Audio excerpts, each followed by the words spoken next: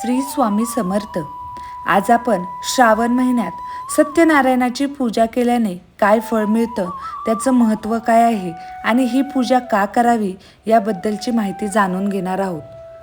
हिंदू धर्मामध्ये श्रावण महिना अतिशय पवित्र महिना मानला जातो.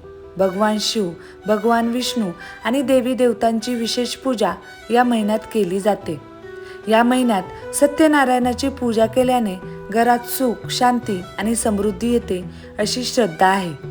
श्रावण महिन्यात सत्यनारायणाची पूजा केल्याने घरातील नकारात्मक ऊर्जा दूर होते, कुटुंबातील सदस्यांमध्ये प्रेम वाढते आणि आर्थिक संकटे कमी होतात.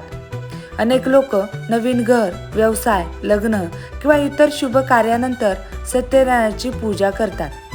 लक्षात ठेवा, ही केवळ पूजा करून सर्व इच्छा पूर्ण होतील असे नाही. सत्य, प्रामाणिकपणा, चांगले कर्म आणि भक्ती यांचा देखील जीवनात तितकाच मोठा महत्त्वाचा वाटा आहे. श्री स्वामी समर्थ.